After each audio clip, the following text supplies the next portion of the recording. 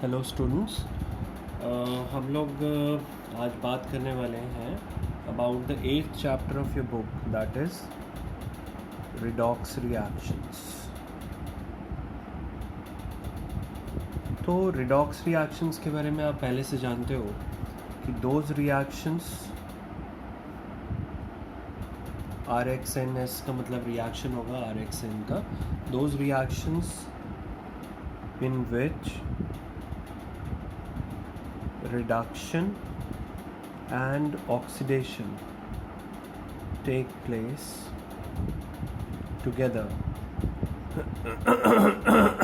ऐसे रिएक्शंस को redox reactions कहा जाता है जिनमें रिडक्शन और ऑक्सीडेशन एक साथ हो रहे होते हैं। ठीक है, अब ये रिडक्शन और ऑक्सीडेशन क्या होते हैं ये जान लें। तो रिडक्शन हो गया, यहाँ पे ऑक्सीडेशन लिखेंगे। रिडक्शन होता है एडिशन ऑफ हाइड्रोजन, तो यहाँ पे हो जाता है रिमूवल ऑफ हाइड्रोजन। उसके बाद यहाँ पर होता है रिमूवल ऑफ ऑक्सीजन, तो यहाँ पे हो जाता है एडिशन ऑफ ऑक्सीजन। अब ये दोनों जो कॉन्सेप्ट्स हैं ये क्लासिकल कॉन्सेप्ट्स हैं। क्लासिकल मतलब पुराने कॉन्सेप्ट्स हैं जो आप छोटी क्लासेस में भी पढ़ते थे। अब इनकी ज़रूरत इतनी ज़्यादा नहीं पड़ती है इस चैप्टर में। अगर हम बात करें तो we have some different concepts. Basically यहाँ पे आ जाता है, रिडक्शन में आ जाता है गेन ऑफ इलेक्ट्रॉन्स, और गेन ऑफ इलेक्ट्रॉन्स अगर दिखाया जाता है तो इलेक्ट्रॉन हमेशा रिएक्टेंट साइड पे लिखे जाते हैं। अगर आप रिएक्टेंट, आप जानते हो रिएक्टेंट्स और प्रोडक्ट्स होते हैं रिएक्शन में, अगर आप रिएक्टेंट साइड पे इलेक्ट्रॉन्स लिख रहे हो तो वो गेन ऑफ इलेक्ट्रॉन्स कहलाएगा। और गेन ऑफ इलेक्ट्रॉन्स रिडक्शन होता है। याद करने का बड़ा आसान तरीका है, R for reduction, R for reactant, और इधर आ जाएगा लॉस ऑफ इलेक्ट्रॉन्स। और लॉस ऑफ इलेक्ट्रॉन्स में इलेक्ट्रॉन्स आप प्रोडक्ट साइड पे दिखाते हैं बच्चों। तो ये हो गया। इसके बाद यहाँ पे आ जाता है डिक्रीज इन ऑक्सीडेशन नंबर। अब ये ऑक्सीडेशन नंबर क्या होता है ये हमारा नेक्स्ट टॉपिक है जो हम पढ़ने वाले हैं। और यहाँ पर आ जाता है इंक्रीज इन ऑक्सीडेशन नंबर। तो ये हमारा जो है ये वाला कॉन्सेप्ट, ये दोनों कॉन्सेप्ट्स का अभी इस चैप्टर में ज़्यादा यूज़ होने वाला है। These two concepts will be more used in this chapter. ठीक है, अब ये ऑक्सीडेशन नंबर टर्म जो यहाँ पर आई ये क्या होती है इसके बारे में जाने। तो पहले ऑक्सीडेशन नंबर क्या होता है। ऑक्सीडेशन नंबर होता है, it is the fictitious charge. Fictitious charge होता है ये, it is the fictitious. Fictitious मतलब इमेजिनरी चार्ज है, fictional, fictitious. It is the fictitious charge which an atom appears to have in a covalent species। एक covalent species में जो भी एक फिक्टिशियस चार्ज एक एटम के ऊपर आता है उसको ऑक्सीडेशन नंबर कहा जाता है, that is known as oxidation number. तो क्योंकि कोवेलेंट स्पीशीज़ जो होती हैं, कोवेलेंट कंपाउंड्स जो होते हैं उनमें कोई एक्चुअल चार्जेस तो है नहीं, तो वहाँ पे जो एटम्स होते हैं उनको हम एक फिक्टिशियस, एक इमेजिनरी चार्ज इम्पार्ट कर देते हैं, तो उसको ऑक्सीडेशन नंबर कहा जाता है। क्यों इम्पार्ट कर देते हैं, जिससे हम ये पता लगा पाते हैं कि कोई भी स्पीशीज़ जो है whether it is undergoing reduction or oxidation with the help of these definitions। ये जो दोनों लिखी थी, एक और definition होती है और करके लिख सकते हैं, it is the charge left on an atom when all other atoms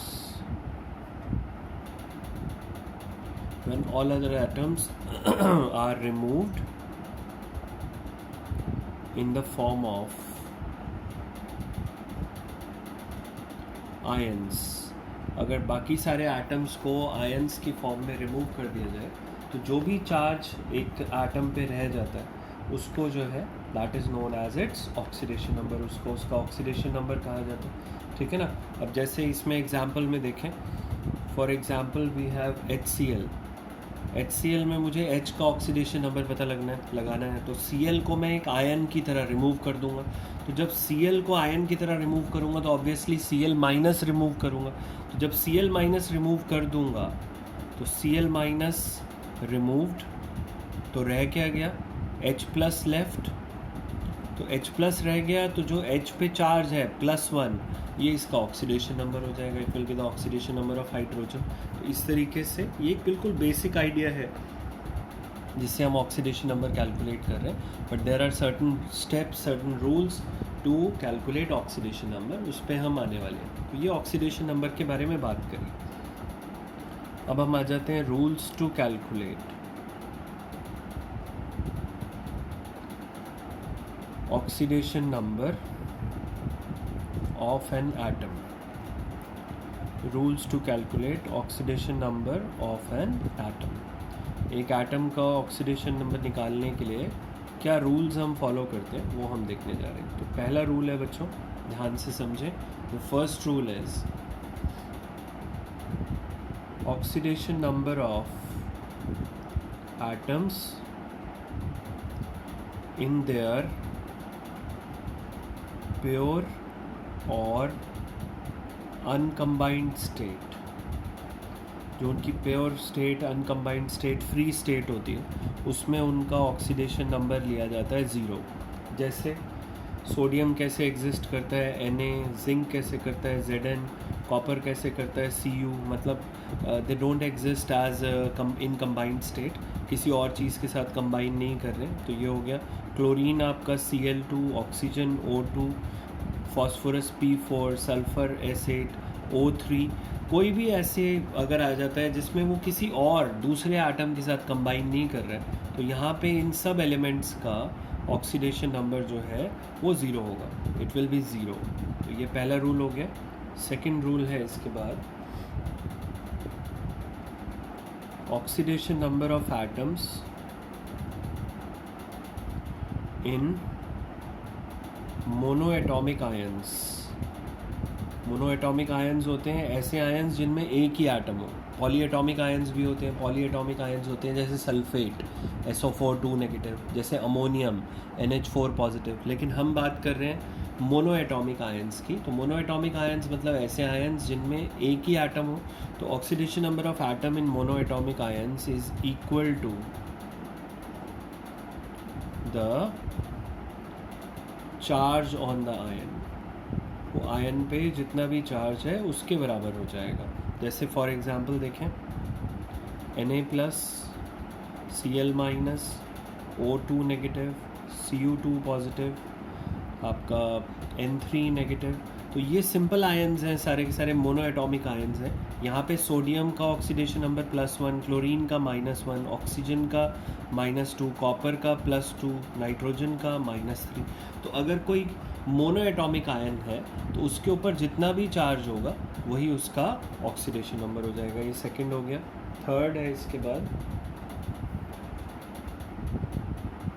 in a compound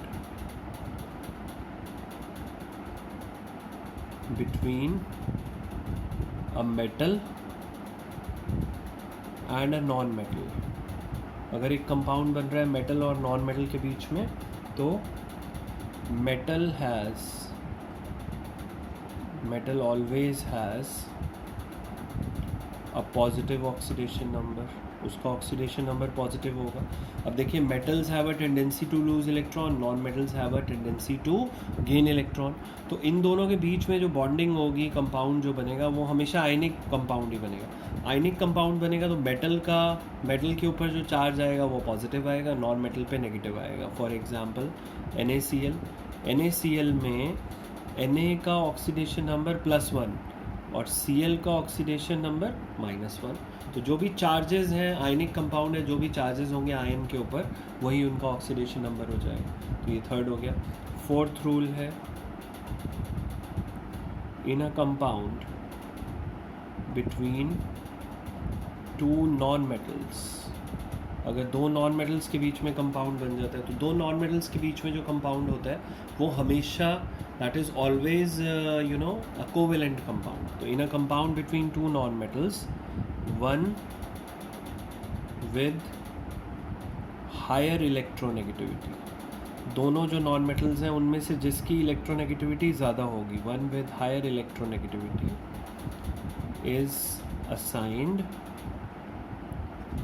negative oxidation number, उसको नेगेटिव ऑक्सीडेशन नंबर दिया जाता है। फॉर एग्जांपल HCl में H और Cl दोनों नॉन मेटल्स हैं, लेकिन ज़्यादा इलेक्ट्रोनेगेटिव H और Cl में से Cl है, तो यहाँ पे Cl का जो है वो -1 हो जाएगा, H का यहाँ पे +1 ऑक्सीडेशन नंबर हो जाएगा। ये यहाँ पे भी हमने देखा था, ये वाला डिस्कस किया था बेसिकली, ये वाला कंपाउंड। इसके बाद फिफ्थ है फॉलोइंग एलिमेंट्स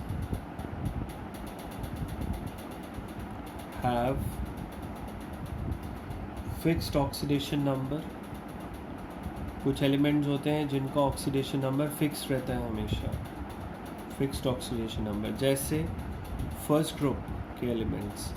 फर्स्ट ग्रुप के एलिमेंट अगर किसी कंपाउंड में प्रेजेंट हैं, lithium, sodium, potassium, rubidium, caesium और वैसे तो फ्रांशियम रेडियो एक्टिव होता है, तो मगर इन सारों का अगर ये किसी भी चीज़ के साथ कंपाउंड बना रहे तो इनका ऑक्सीडेशन नंबर बच्चों हमेशा क्या रहेगा, +1 ही रहेगा, फिक्स होता है।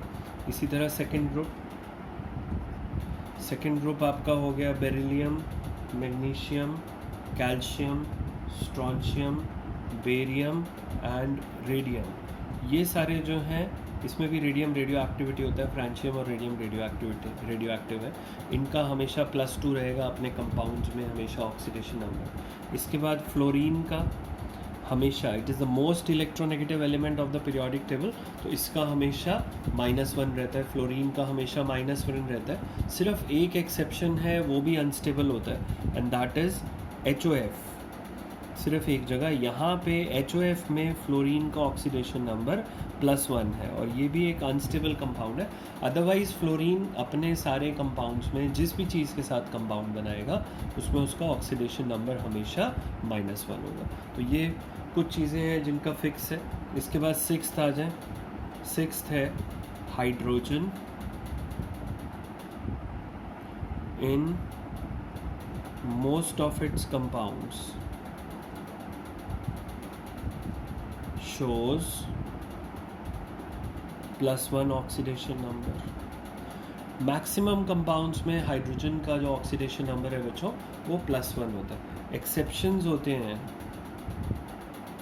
Exceptions are active metal hydrides.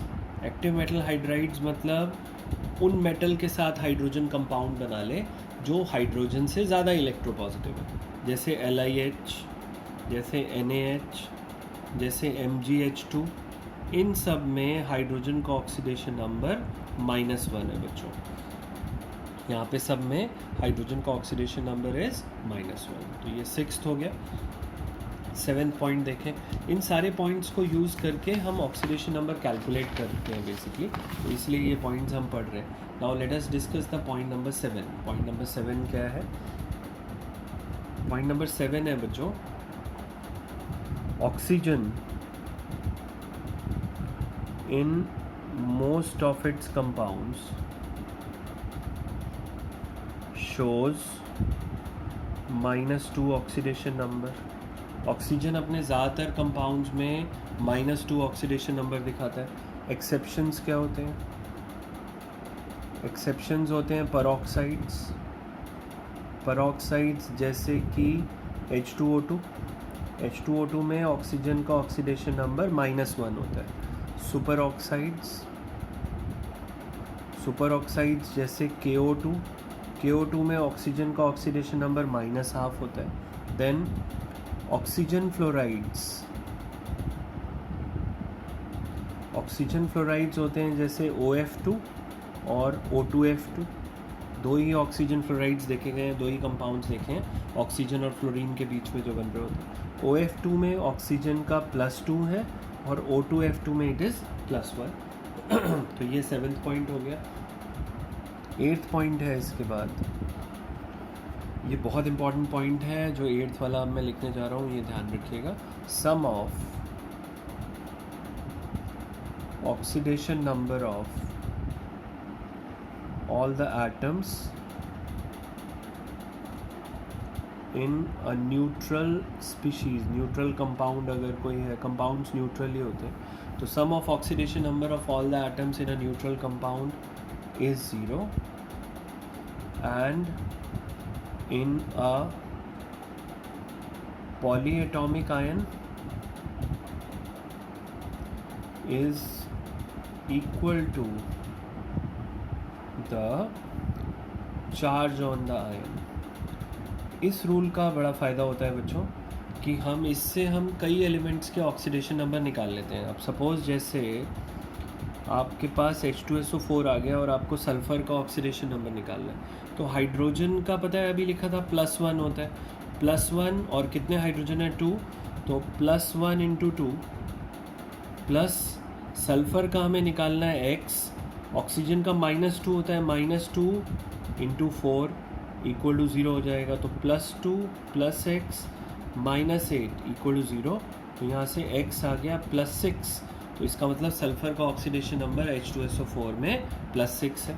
अब जैसे ये आ गया PO4 3 नेगेटिव, ये एक पॉलीएटॉमिक आयन है. पॉलीएटॉमिक आयन मतलब ऐसा आयन जिसमें 2 या 2 से ज़्यादा एटम्स प्रेजेंट हो, उसको पॉलीएटॉमिक आयन कह देते हैं हम.